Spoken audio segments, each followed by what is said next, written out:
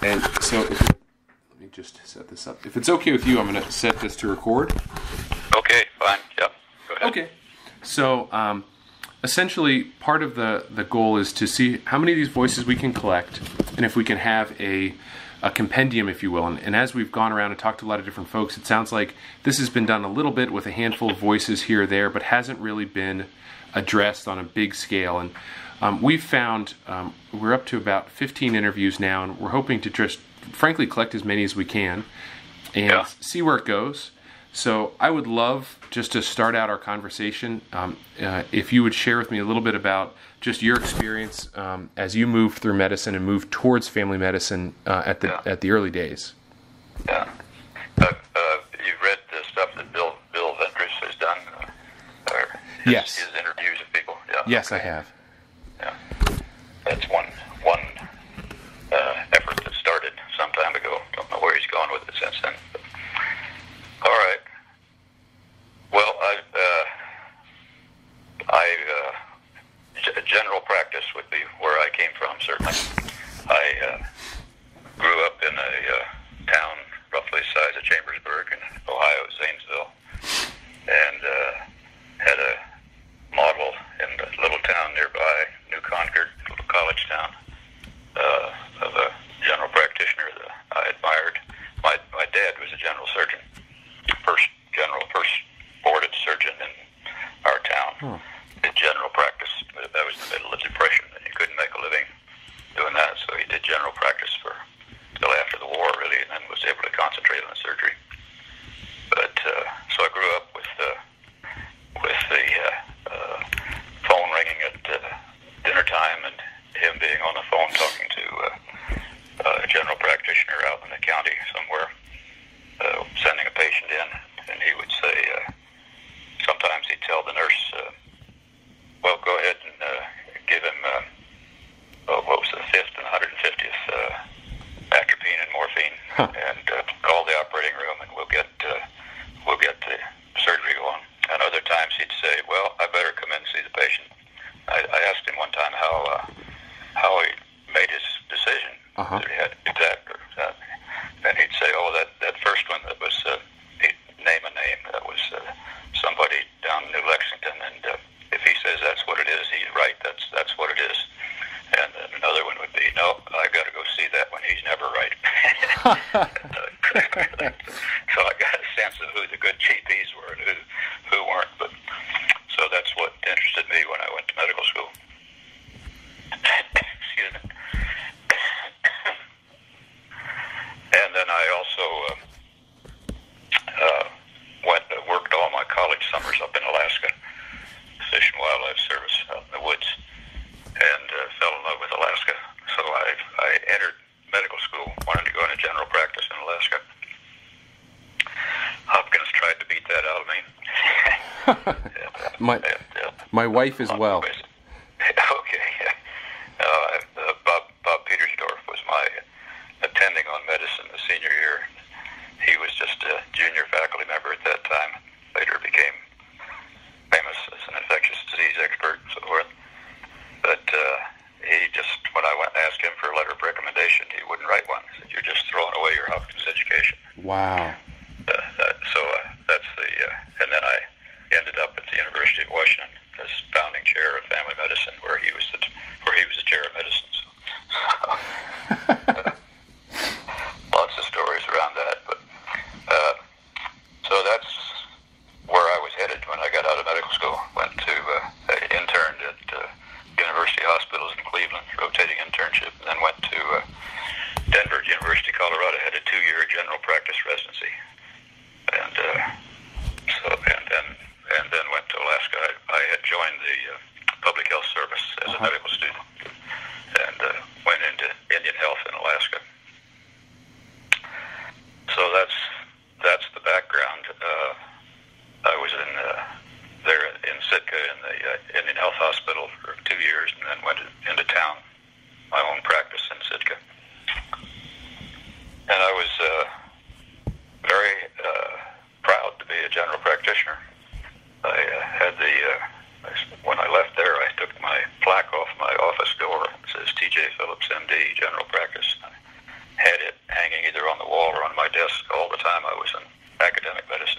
Wow.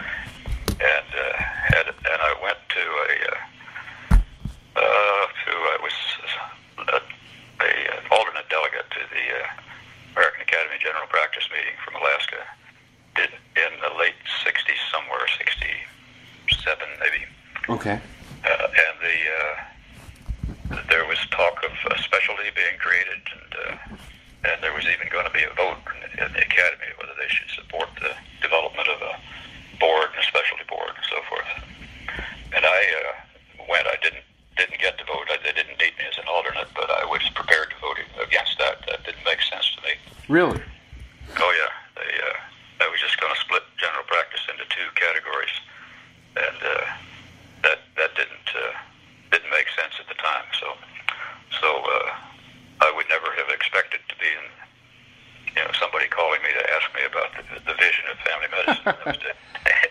But it was clearly general practice. And had I been able to recruit somebody to come and join me, my solo practice, I probably wouldn't be where I am now. Interesting. The guy who was head of the general practice residency at Colorado, Wes Eisel, was the associate dean for continuing medical education there, ran general practice review courses and so forth, and administered the residency. Came up to Sitka State Medical Association, was meeting there. I think that was 67. And he came up as a speaker and actually stayed after the meeting better part of a week, just staying in our downstairs guest room, and spent all that time telling me what was going on in the 1966 reports, the four major reports that came out that year, and residency for starting Hershey. Tom Lehman had started the department there at Hershey. Yep. 66, and his pitch to me was, well, I had kept in touch with him and kept trying to recruit some of his residents. Wasn't having any luck with that. His pitch was there aren't going to be any people coming out to join you unless some people like you pick up the challenge that's being laid down there now to develop family medicine. So that was my, and I didn't act on that. I said, no, I'm happy staying here. I didn't act on it for 2 years. Wow. And finally, busier and busier and tired of being solo. And I called him up and talked with him. He was going to retire. And his first notion was, why don't I come to Denver and take over his job, change the residency there. So I did go visit him there. And on the round of visits with the other department chairs and so forth, we both concluded nothing's going to happen here for a while. And he told me about Gene Farley. Gene had been a resident 5 years before I was, and Gene was in Rochester starting the family practice program there. So I went to Rochester and visited with Gene, and that's how I ended up. I don't know if you ever met him, but he was just a fascinating character, and ended up going in '69 to Rochester to join him in the Rochester Family Medicine program. First year we took R1s. Gene was not much for detail. He had a program set up, and he had matched through the matching program 4 R1s, and he already had on hand 2 guys that he had as ad hoc residents the previous year, and he'd recruited 2 who were coming in at the R2 level. And when I arrived in Rochester and we'd driven all the way from Alaska and looking for a house, trying to find a place to stay. I had to unload my van and bring some stuff in and store it in the family medical center. And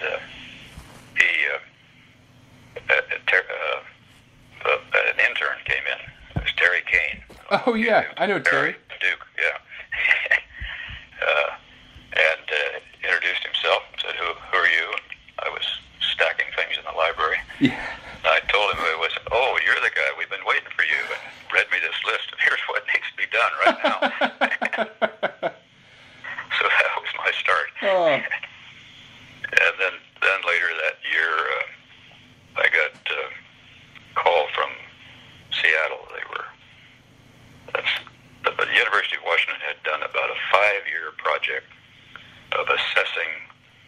it had been founded in 46, so this was in 66 or so, 65, I think it got started. The notion of the dean was we're founded now, we've got the university hospital built, and it's time we assess whether we're meeting the needs of the state as far as doctors are concerned and what we should be turning out as the product of our medical education program. And they had identified that, in the something like preceding 10 years, there had only been 5 graduates of school go out into the rural areas of the state in general practice. And so as part of the outcome of that, they made a major change in the curriculum and had students had to decide about the middle of the second year. They were urged to decide as early as they could, but they had to, by the middle of the second year, decide one of 5 pathways they thought they were going on in medicine. One was the research scientist, one was the medical specialist, surgical specialist, behavioral specialist, and family physician pathway. Interesting. So I had known people there from practicing in Alaska and sending patients down there and so forth. And the acting dean called me and said, "How'd you get away to New York? We've had our eye on you," and wanted me to come to start up that pathway. Wow. Which is what I ended up doing, and that became the Department of Family Medicine. So that's how I got into this whole thing. But I came at it without a whole lot of reading the stuff you sent me, a whole lot of change agent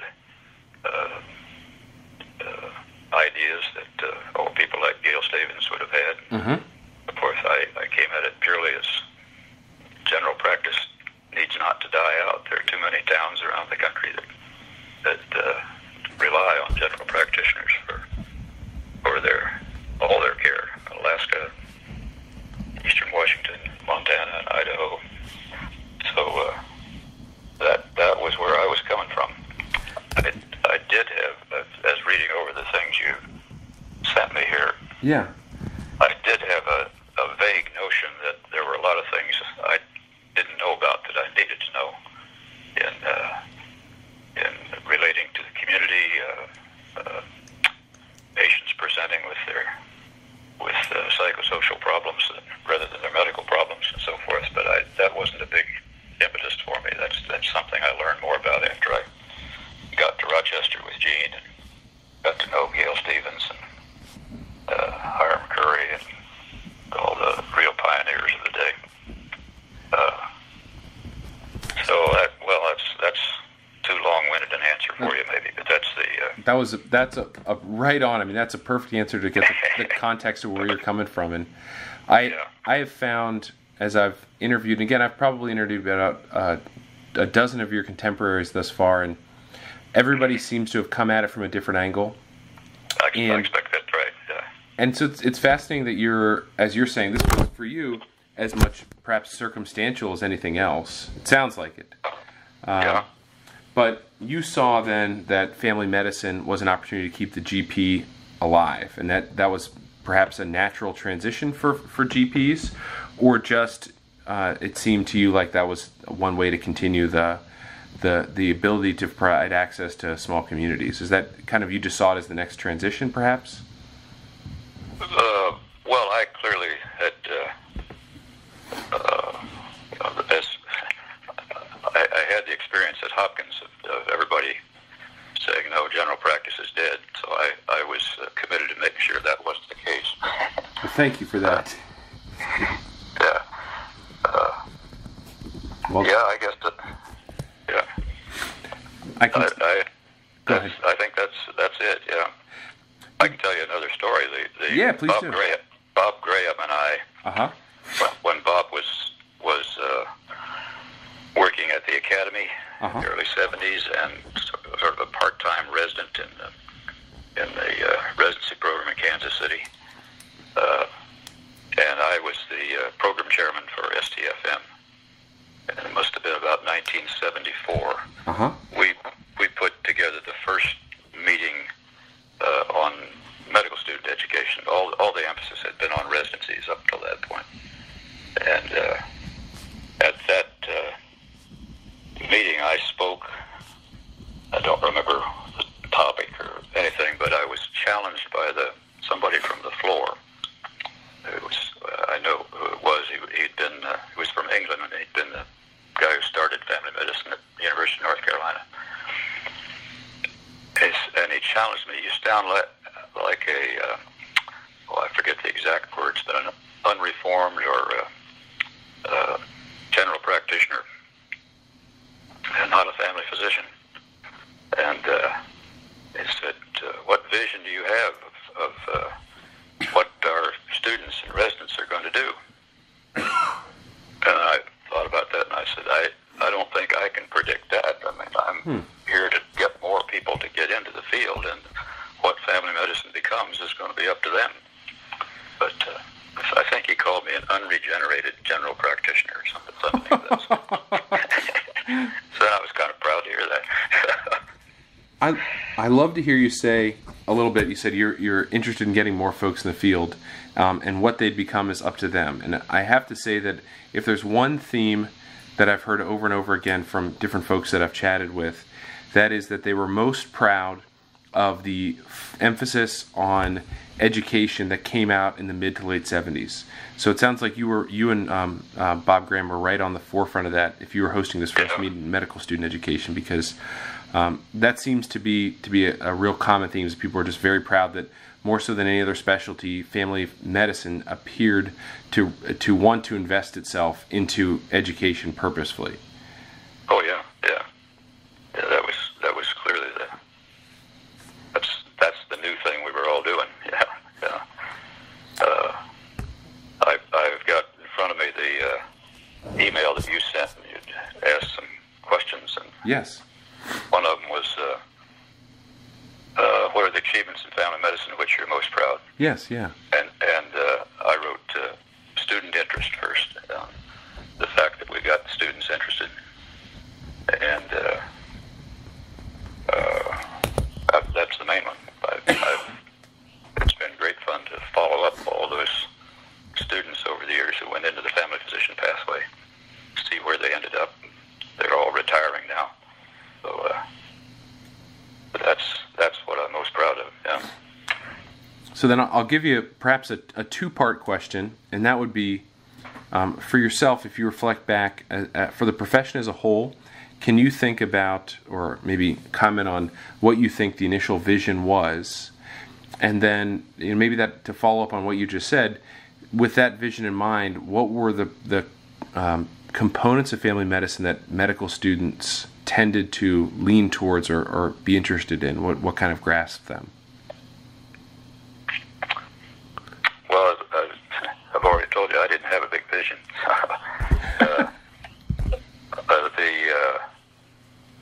You got to remember that all the students that we're talking about here that came to medical school in 1969, 70, came out of the turmoil of the 60s.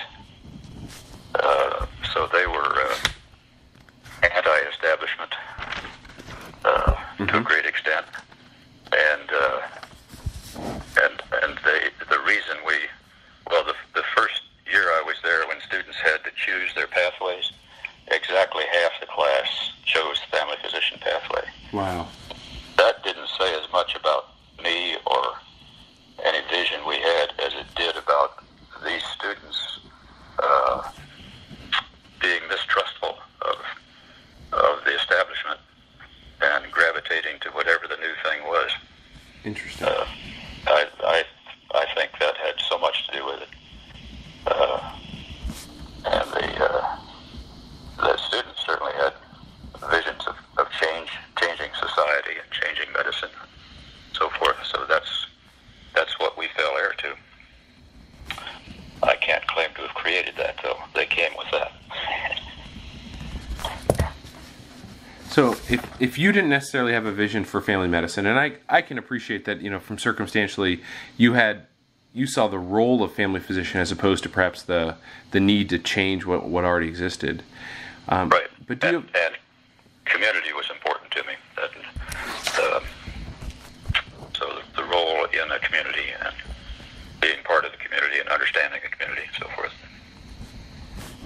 Did you see anything else as you think about some of your contemporaries at the time that they had hoped for the profession, or things that were maybe dreams of the early founders at that point for where the profession could go or the gaps that it could fill otherwise? Well, I think in general terms, I would have shared that. I think we all assumed that the whole organization of medical care was going to change, and we're still waiting for it.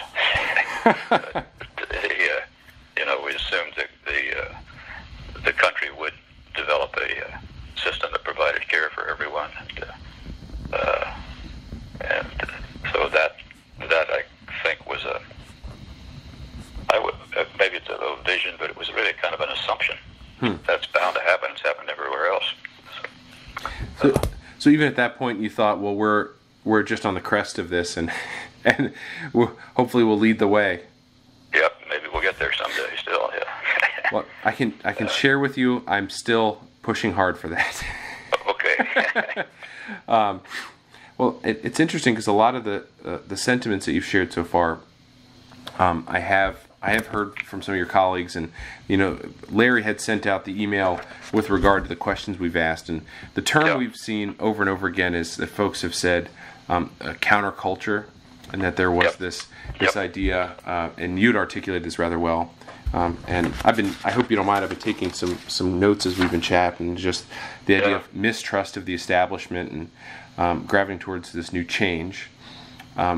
So then do you see, as you looked at some of the students and residents that were coming along in the early 70s and that first wave, did you see any ways that they kind of perhaps propelled the profession in a unique way, or things that they were doing that you didn't expect? Well, how would I put this? They got organized, at least the students in Washington, organized their own family practice club, and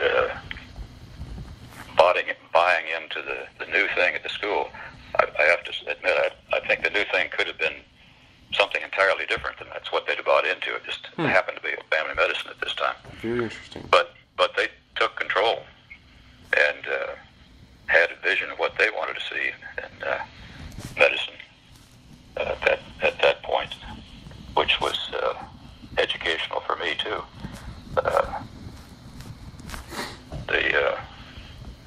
The guy who the one who really created that original family practice club died not too long ago. He did go into he grew up in a small town in eastern Washington, and he came back in the National Health Service Corps to a little town just over the mountains from Seattle.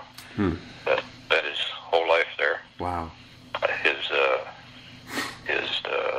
his memorial service, which was held in the gymnasium of the junior high school, the place was packed, and everybody attesting to how important he'd been in their life.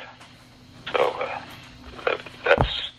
that was just the way he came to school. I don't know that we had a lot to do with that, but he bought into the program and made it happen. Well, I can tell you that. Go ahead. So those are the things I'm most proud of. Yeah. I can share with you that I think that spirit still persists in a lot of pockets, and in my own mind, my uncle was a GP in Mount Carmel, Pennsylvania, which is a small town in the center part of the state, and he was basically the only doc in town. And when he passed, when I was perhaps 11, it was a similar experience to what you're describing, in which about 3,000 people came out to the viewing. And I remember looking and thinking, if there's any way to have an impact on a community, this is it. And so that, for me, at an early age, inspired me to say, well, if I'm going to have an opportunity to take care of folks, I want to do it in a way that really changes the community around me, and not just passing out pills or cutting into people. And so that spirit's still alive with me. I mean, I have my uncle's black handbag in my office. I take it on home visits. I go in the hospital. I do. I find my patients where I need to find them. So it's not dead yet. And I will ask you, did you see then any transition as you looked at the GP paradigm in the late 60s, and then maybe perhaps compared to family medicine in the late 70s or 80s even, was there any changes that you found between the traditional GP and then how the family physician was practicing? Oh, well, the most obvious change that was happening already, of course, was the switch from being physician and surgeon. Mm-hmm. Although in Sitka we had 2 surgeons and 3 of us in general practice, so we did a lot of assisting in surgery and so forth. But that was changing. Matter of fact, there were GPs out in the state of Washington who weren't sure I was going to succeed. I was not going to do the right thing because I hadn't had the extensive surgical experience they had when I came. So that was the obvious change. Now obstetrics seems to be gone. Yes. For a variety of reasons. I did a lot of obstetrics. Being the youngest guy in town, I ended up with most of the deliveries, which meant I was. The other guys were happy with that because they were getting tired of getting up at night. Yes.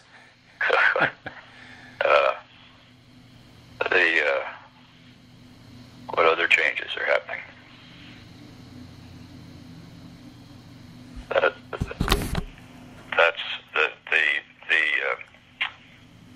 the move away from procedures. Mm-hmm. I guess is the biggest one I see. Matter of fact, maybe 2 years after I came to Seattle, start the department, getting things going. Good friend and patient, his family's been patient in Sitka, was in town, came over for dinner one night, and asking me questions about what we were doing, and I was waxing eloquent about the importance that things that were in medical education now that I hadn't had, and they're all in the psychosocial realm, because I remember the conversation now. And he stopped me and said, "Wait a minute, that isn't the reason we came to see you. We came to see you because when Brad got his head cut open, you'd know how to fix it." Went one after another down to the things emergencies they'd had that I'd taken care of. So that I sat for a long time thinking, am I getting off on the wrong track here? So I don't know why that took me that direction, but that came to mind when you asked the question. Well, you definitely, I'll tell you, of all of your relative contemporaries, Nick Zervanos was quite displeased about the loss of OB from the profession. That's something that he still laments quite heavily. And are there any other things? Bill Rodney down in Tennessee is the one who writes about it all the time. I don't know if you know him. I don't offhand.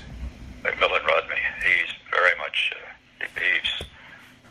There's a STFM chat room kind of going now on the internet. Uh-huh. Whether you follow that, he's in there all the time pushing this. We're losing our heritage. Well, the interesting thing is there was a national OBGYN, it was ACOG, of course, meeting down in Florida 2 years ago, I believe. And they had a rather large discussion where they said, we really can't afford to do deliveries anymore. It's below us. We should be doing all C-sections. And they said, well, then who the heck's going to do deliveries? And uniformly they said, we need to get the family doctors back in on this. Is that right? Good. They did, yes.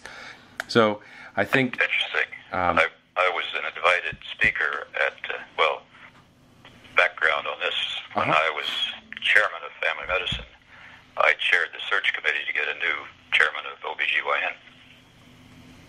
And then he invited me to go to ACOG meeting and speak. And then a college friend from Swarthmore, who by this time was the chairman of OBGYN at Hopkins, was putting together a meeting on the future of obstetrics and gynecology and invited me to come and speak. And it had a nurse practitioner and some other, or nurse midwife, Yes, yeah. Some others speaking too. And those were fascinating experiences. The field itself was split at that time, which way they should become primary care physicians for women, or concentrate on obstetrics and gynecology traditionally. What year was that? If you or around, I mean, ballpark it, I suppose. Oh, that would have been after I had left the university and gone back into practice up here on Lopez Island. So that's it would have been around 1990, probably. Interesting. And yeah, I remember I had my presentation all done, and I was on schedule on the second day.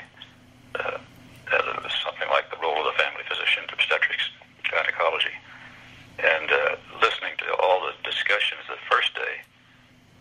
What hit me was they don't have any idea what primary care is, and so I just went back and I didn't give that talk. I sat in the hotel room and thought back through the previous week or two, all the women patients I'd been in, and I jotted down the problems that had been presented, and that's what I talked about the next day, and that got them split into two groups, arguing with each other about what they should be doing.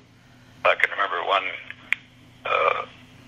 of the obstetricians challenging another one who had just spoken, saying, well, what are you going to do with the patient who comes in with hypertension that isn't being controlled well, and you rattled off one or something. And the answer in each case was, well, I'm going to send them to a specialist in that field.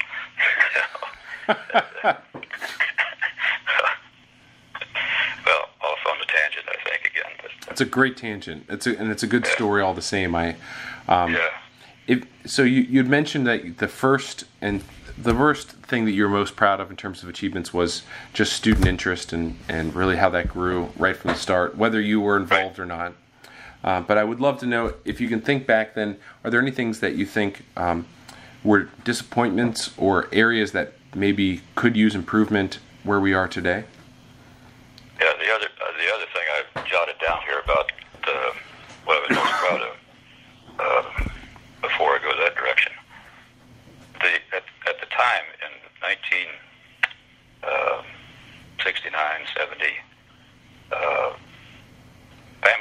family practice was being set up in or related to a number of medical schools, like Rochester. Mm-hmm. In Rochester, it was across town at the Highland Hospital, not at the University Hospital. And the general feeling was that, at least the way I read all my colleagues, was that saying, well, you can't do this in a major research-oriented academic institution. We can only do it out in the community. That's the appropriate place for this training. And that was happening at Rochester. It was happening in the new medical schools that were being created, like Hershey. Mm-hmm. You can do it there, but you can't do it in an established traditional medical school. So anyway, that's the other thing I'm most proud of, having been able to do it at the University of Washington. When the time I went there, they were number 3 in the country in getting NIH grants, and they were proud of that, and so forth. But we followed up on the work that they'd already laid down with their 5 years of study about where the school should be going. Made it work and ended up with the 4-state medical education program: Washington, Alaska, Montana, and Idaho. And now the school brags about being a research-intensive traditional medical school that also created a region-wide medical education program. So proud to have had something to do with that. Well, the future, what needs to be done? Yes. That's where I wrote down in my notes this story about my friend coming from Alaska to visit, reminding me why it was they came to see me, and which puts me in the same ballpark maybe with Nick Cervantes and with Bill Rodney down in Tennessee. Don't fail to meet the illness and trauma and emergent and home care and sort of needs of the patients with the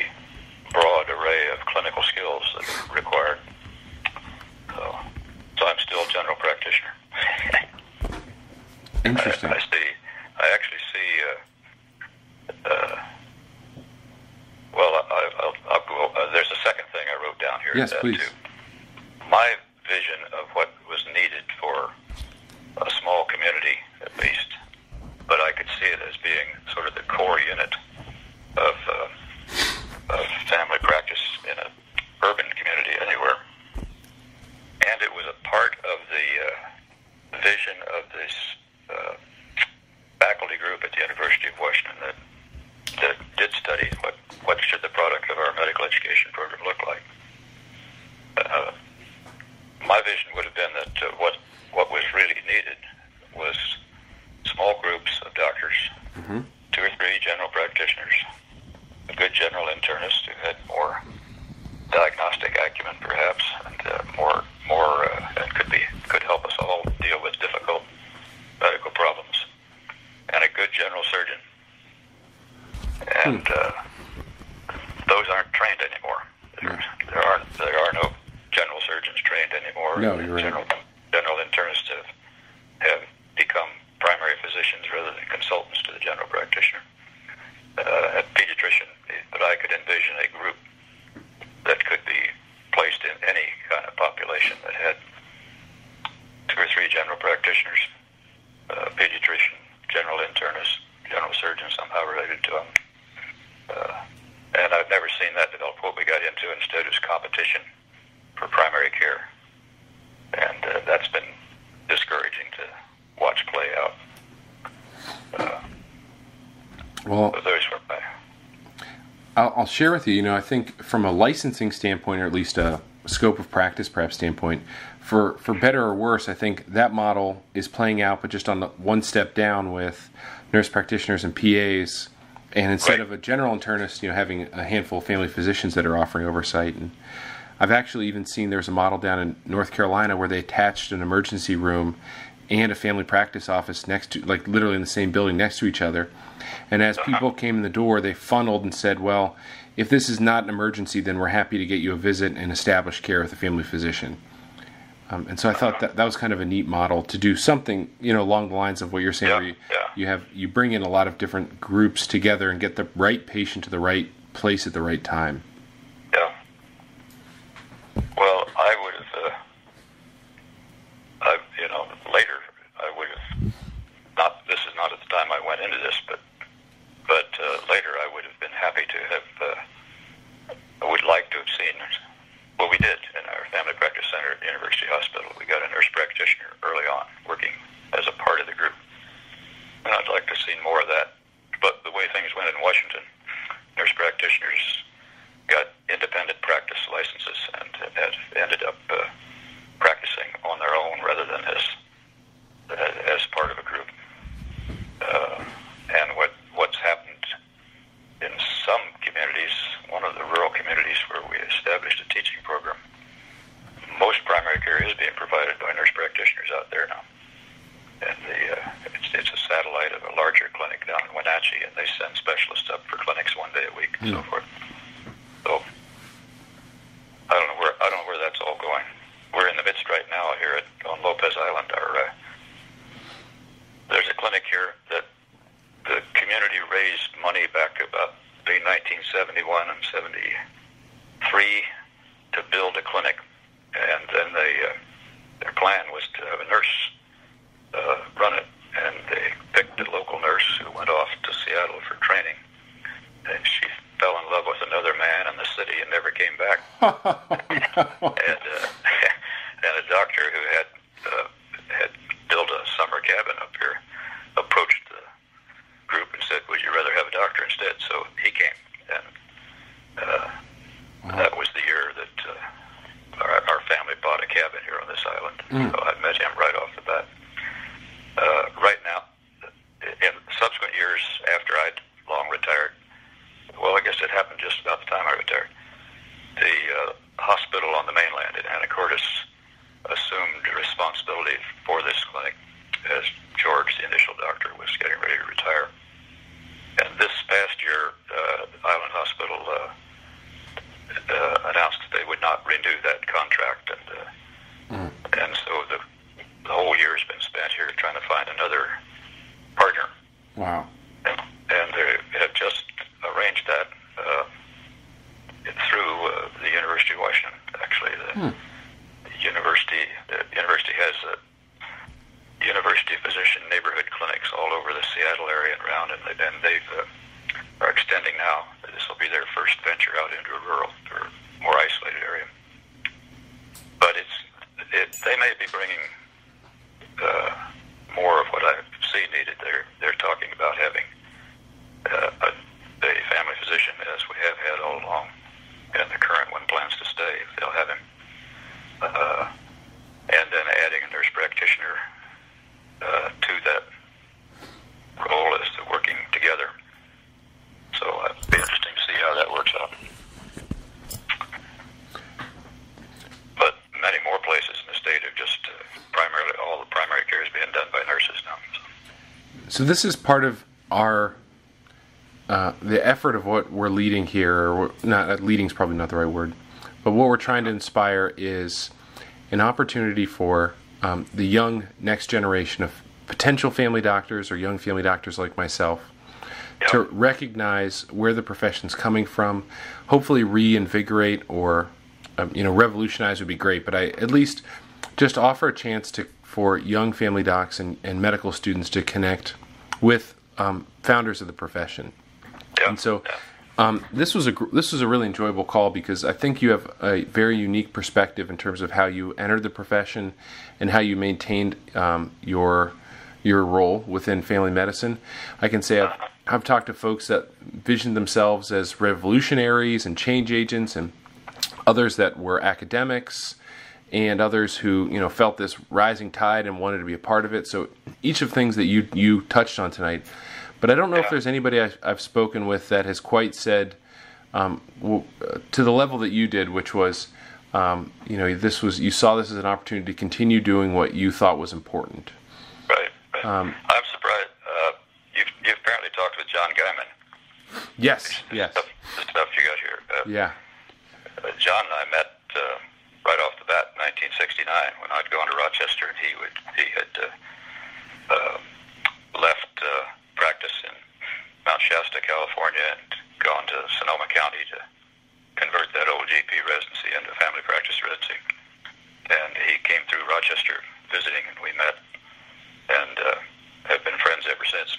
And he actually, when I stepped down as chairman of family medicine, he came as the chair here in Seattle.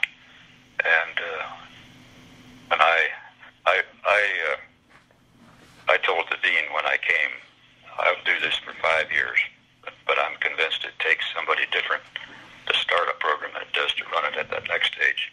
And I did it 6 years, and then did resign. I remember at the executive committee meeting, a fellow of the department chairs, when Van, the dean, announced this. He said, I've had a lot of people tell me they're going to just do this for a few years and then quit. First time ever somebody actually did it. And anyway, John came then. And we have such similar backgrounds through 6 or 7 years practice is in Mount Shasta, mine and Sitka. And when John retired from the chair, he came up here to Friday Harbor, the next island over, and practiced here until he retired completely. So we've shared conversations like this all the time. I've always thought he and I saw all those things exactly. But what I see here, he didn't come through as that way to you. Well, I'll tell you, Larry had interviewed John directly. Okay. So all right. I hadn't had that conversation with him myself, but I just your story I think is unique, and one of the goals that while we haven't necessarily said we're going to write a book about this or anything along those lines, I think one of our biggest goals is to say, how can we inspire the next generation of leaders to reconnect with the foundations of family medicine?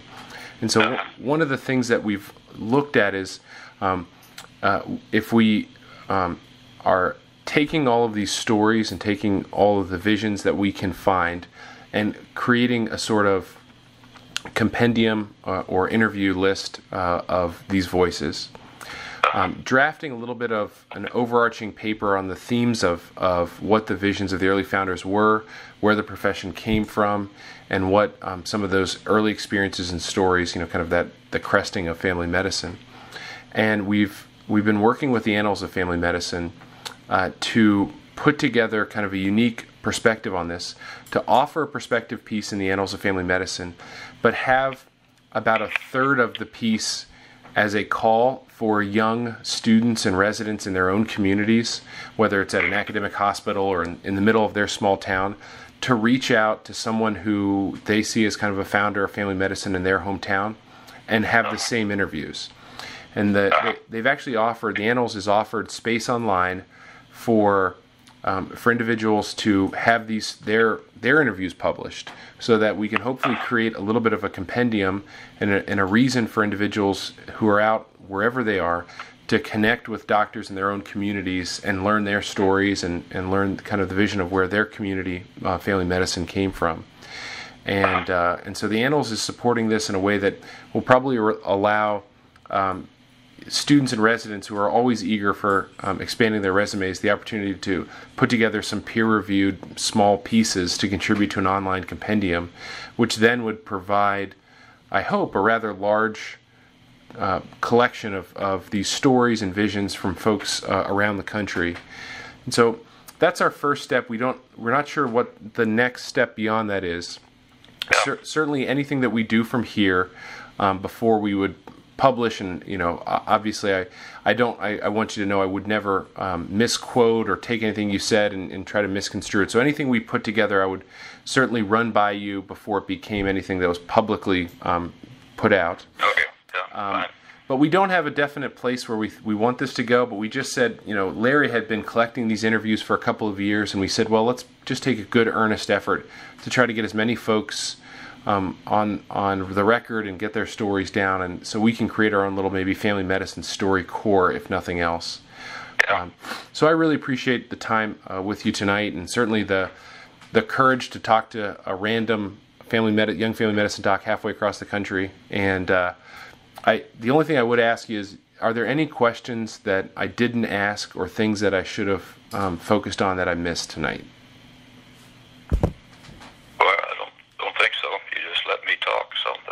That was perfect. That was fine.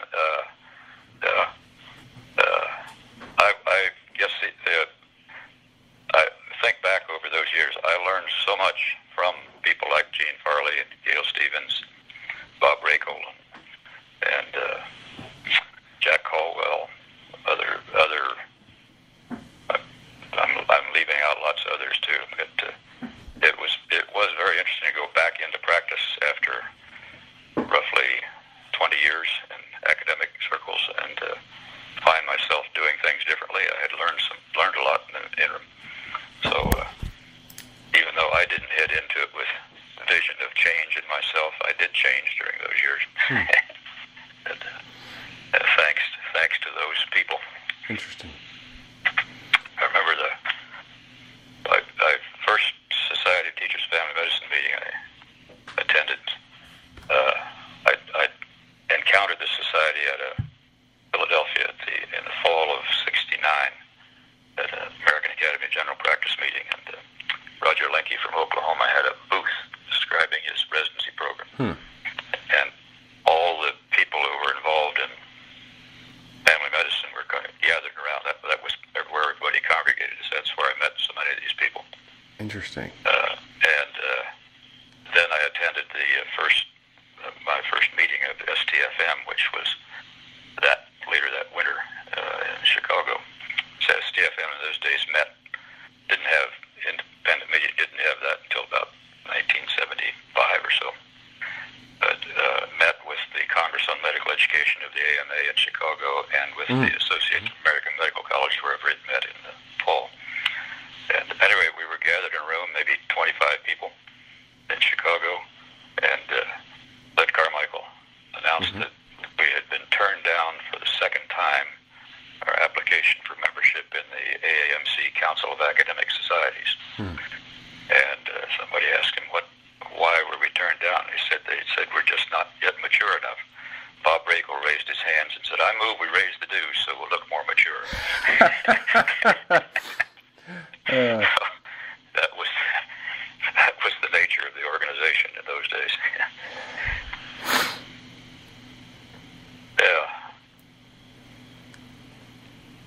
Well, I'll tell you, Dr. Phillips, this has been a real joy and a pleasure, and I really appreciate the time and your stories and your perspective, and I do hope that somewhere down the road you and I will have an opportunity to cross paths, whether it's at an STFM meeting or otherwise. Unfortunately, I had put in a proposal to do a presentation at this STFM meeting and was dutifully turned down, so I missed out, but perhaps another one down the road. Well, I was sort of forced to come because I'm not the oldest living past president. There are two that were president after I was. They're older than I am. But all the five that served before me have been dead for some time. So that's why I was recruited. I probably wouldn't have been there otherwise. But I'm glad I went. I saw a lot of old friends that I hadn't seen in a long time. Oh, well, that is excellent. Were the festivities for the 50th enjoyable? Yeah, they were. That was Joe Scherger organized them. I don't know if you know I do, Joe. yeah. I absolutely do. Joe was one of our early residents here at the University of Washington. So did he twist your arm a little bit then to get out there? Yeah, he did. Others did. But I've had it's been interesting. Joe was new as a resident. Sam Cullison was a resident with us. Scott Fields was STFM president a few years ago. Was a student here at UW. John Rogers was my first fellow. I got a grant to run a faculty development fellowship program after I stepped down as chairman. John Rogers was the first fellow. He's a president of STFM. I'm missing somebody. Seemed to me there was another one. But those are nice reunions to have, too. So, yes, yeah. Over there, yeah. Well, hey, thank you so much for the time, Dr. Phillips. Okay, I wish you the best. Take care. Thank you. Bye.